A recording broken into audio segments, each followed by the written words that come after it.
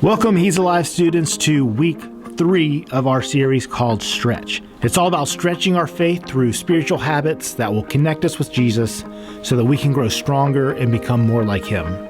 We talked a lot during this series about stretching our faith just a little bit more each day. But have you ever stretched too far?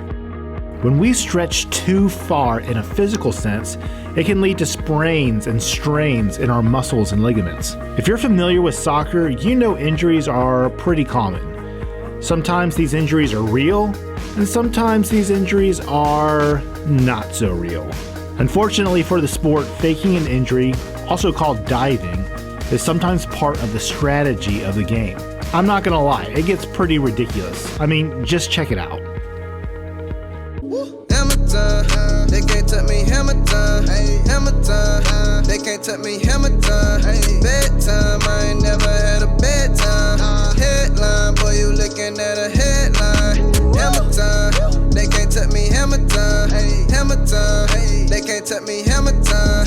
Bedtime, watch me kill the scene. Fed time, we gon' steal the scene. Fed time, I say MC Hammer, out the slammer. I said free for real, feel my town riding through Atlanta. Jesus took the wheel. I can't keep the truth inside of me, I gotta squeal. Suffolk trust in God, just cut the world's $1 bill. Oh man, he gon' tuck back down and seal the deal. Y'all playing, sorry I can't understand the word that y'all saying. Big boss moves, never heard of small plans. I just want some acres, I come from a small land. Not for real, itty bitty, used to be down bad, boy, now I'm up like Diddy. Got a new wave, and we surfing through the city. Crazy walking with me, shining bright, we got it lit like sheesh. Out the dog pound, we done made it off the leash. Making sure the people comprehend like a piece. Young Georgia boy coming straight up out the east. Grinding cause my family got a feast. Hammer time, they can't touch me, hammer time, hammer time. They can't touch me, hammer time. Bedtime, I ain't never had a bedtime. Headline, boy, you looking at a headline. So real or fake, getting injured is something that's happened to all of us before. Anytime we try to do something hard or challenging, we're bound to fail a few times before we get it right. And sometimes we can get hurt. For the last few weeks, we've been talking about how we can grow and strengthen our faith by stretching it, just like we would a muscle. Some of the stretches we've already talked about are things like making a commitment to grow or starting a new habit that will help you grow in the faith. When we decide to grow either physically or spiritually, we often start with big commitments and great intentions. But here's the truth. At some point, you will experience setbacks. For example, any big commitment you make at the beginning of the year while feeling exciting, interesting, or urgent at the start will gradually start feeling less and less so in the weeks and months that follow. Or you'll start forgetting to practice the new habit you started more often than you remember. And eventually, once again, you'll start to grab onto old habits you tried to give up or fall into old ruts you've been trying to stay out of. Here's the deal. Someday we're all going to fail.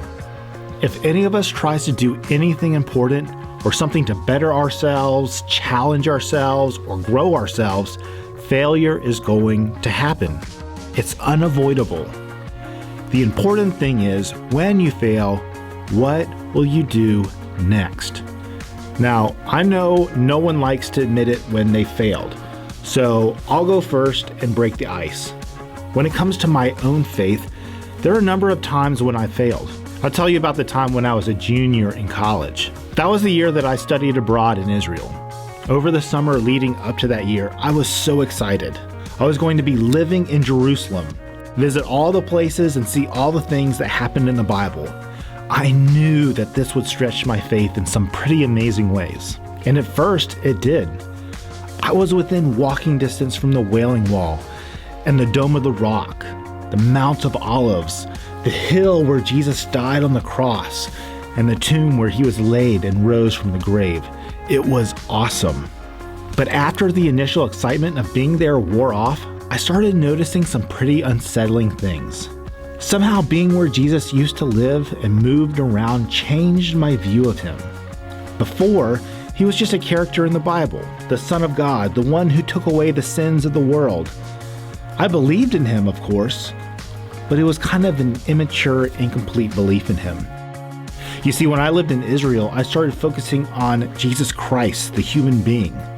Before, he was just an abstract, godlike figure to me. But when I was in Israel, I could start visualizing Jesus as the normal, everyday person, just like you and me. Someone who ate food and drank water and got body odor and had to take showers. And he went to the bathroom and that stank too. In every way, Jesus was a flesh and blood human being. And when I was in Israel, I started focusing more on that than I did on the other side of Jesus, the side where he was also fully God. And for a while there, I lost my faith. I stopped believing that Jesus was God. My faith had failed. Here I had gone on this journey to stretch my faith, but maybe had gotten stretched a bit too far. Now, eventually I returned home and got plugged back into a strong Christian community with great Christian friends, and I redeveloped some strong spiritual habits, and God rebuilt my faith even stronger than it was before. But that was still a pretty dark chapter in my life. Guys, look, there are so many reasons why our faith might fail. Maybe we commit to reading the Bible every day, but then we don't. Or commit to praying consistently, but then we don't. Or we decide to love others like God loves us until someone just really annoys us and we blow up in their face. When we fail, that could leave us feeling defeated, or maybe ashamed, or maybe even hopeless or like giving up. The scary thing about failure is that the way we respond to it can cause us to spiral into even deeper levels of failure, and it can be hard to recover. And so tonight, I want to encourage you to think about failure differently. What if failure isn't something to fear or be ashamed of? What if failure can actually help our faith grow? What if failure is just part of the stretch? You know, a lot of leaders and innovators in the world today don't have much of an issue with failure. I want to use Elon Musk as an example. He's the founder of companies like PayPal, Tesla, SpaceX. And about a month ago, on December 9th, his company, SpaceX, launched a massive unmanned rocket as an early test for their Starship missions that will eventually establish a human settlement on Mars. The rocket successfully launched 8 miles out into outer space before returning to land itself on the launch pad. But a problem with the rocket's fuel system caused it to crash land right at the very end, causing everything to go up in a giant fireball. Now, you'd probably expect Elon Musk to get angry or frustrated about what happened, not to mention the hundreds of millions of dollars that went up in flames. But he wasn't. Immediately afterwards, he congratulated his entire team of scientists and declared the mission a success because they got all the data they needed from the flight. Here's the deal. People who want to challenge themselves and innovate and make things better are okay with failure. They're okay with failure because failure is necessary in order to accomplish something important. That's just not true of people today either. Some of the greatest heroes in the Bible were people who some might consider failures. For example, Moses was chosen to lead God's people, but he was terrible at public speaking and probably suffered from social anxiety. Sarah was told by God that she would be a mother at her old age, but she laughed in God's face and took matters into her own hands. God made David king of Israel, but David used his power to take advantage of a woman and had her husband killed. One of Jesus' closest disciples, Peter, denied having ever even known Jesus, and he even cut a guy's ear off with a sword. All of these great biblical heroes failed, but their failures weren't the end to their stories. Even when they failed, they let their faith be stretched. Moses' faith was stretched when he saw that God could work through him despite his past mistakes and present fears. Sarah's faith was stretched when she discovered God not only forgave her for her doubts, but still gave her what he promised to her. David's faith was stretched when God allowed him to experience both grace and justice for the things he did wrong.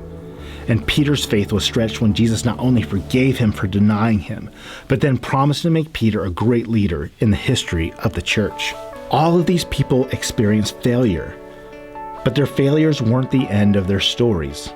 For these followers of God, failure was just another stretch that helped them develop a stronger faith.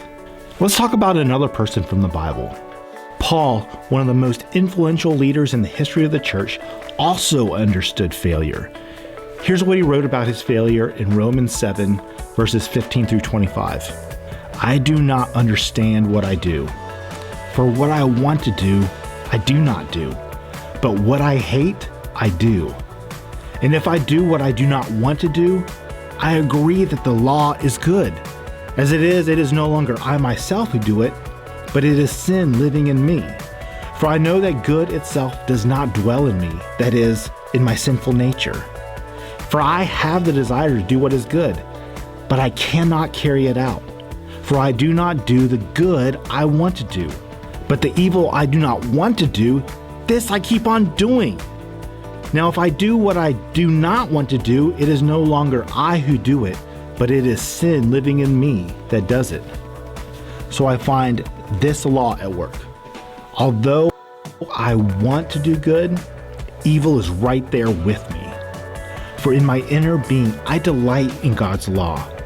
But I see another law at work in me, waging war against the law of my mind and making me a prisoner of the law of sin at work within me.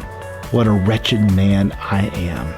Who will rescue me from this body that is subject to death? Thanks be to God, who delivers me through Jesus Christ our Lord. So then I myself in my mind am a slave to God's law, but in my sinful nature, a slave to the law of sin. This is saying that even Paul, the great church leader and super Christian, said he struggled. He said he didn't understand why he did what he did. He wanted to do the right thing, but he couldn't seem to do it. He often did things he hated and couldn't stop. He was always at war between good and evil within himself, and he sometimes felt hopeless, but trusted that God would always rescue him. When I read this, I notice that the two reasons why Paul often failed are the same two reasons why we often fail. One, we fail to stop. In other words, we try to stop doing what we know we shouldn't do, but we keep failing. And two, we fail to start. We try to start doing things we know we should do, but keep failing at that too. In another letter called Corinthians, Paul spoke about a specific area of his life that caused him to struggle. Here's what it says in 2 Corinthians 12, verses 7 through 10. In order to keep me from becoming conceited, I was given a thorn in my flesh, a messenger of Satan to torment me. 3 times I pleaded with the Lord to take it away from me. But he said to me, my grace is sufficient for you, for my power is made perfect in weakness. Therefore, I will boast all the more gladly about my weaknesses, so that Christ's power may rest on me. That is why, for Christ's sake, I delight in weaknesses, in insults, in hardships, in persecutions, in difficulties. For when I am weak, then I am strong. So, not only did Paul fail when it came to sin, but there were also times when Paul felt overwhelmed, weak, and powerless. But rather than being frustrated or angry about his weaknesses, Paul found a way to delight or find pleasure in those weaknesses. How might he be able to do that? Well, Paul understood that his failures and struggles weren't the end of him. Quite the opposite, in fact. They could actually bring him closer to Jesus. In other words, when Paul looked at his weaknesses, he saw opportunities for his faith to stretch and grow stronger.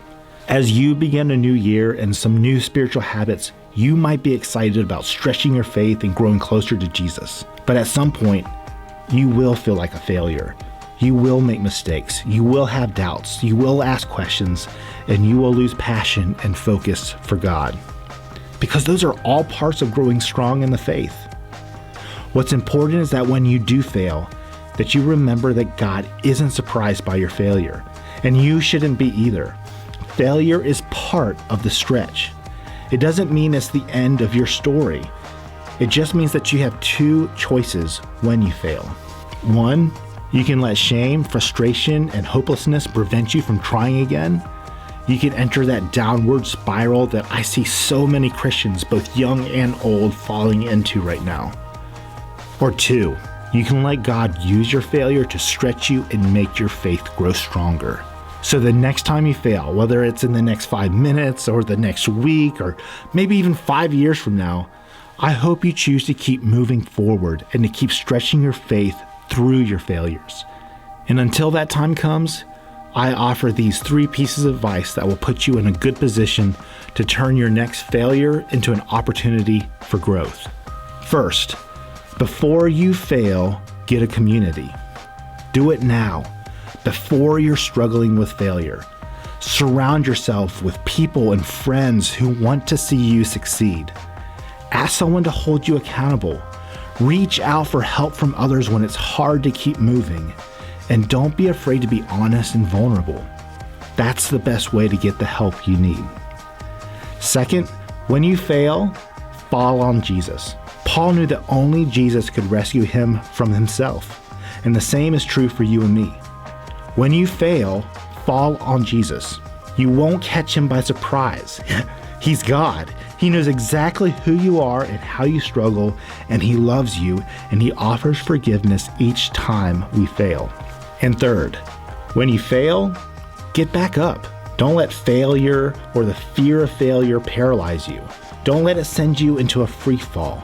Don't let it lead you to abandon your faith. There is more to your story than your latest or greatest failure. Believe me, if the people we talked about today teach us anything, it's that God is always ready to forgive us and work through us despite our failures. The bottom line is, you can stretch your faith even when you fail. You can stretch your faith even when you fail. And that's what I want you to talk about in your life groups tonight. So go ahead, find your life group, find your own space to talk and discuss, and go ahead and begin now.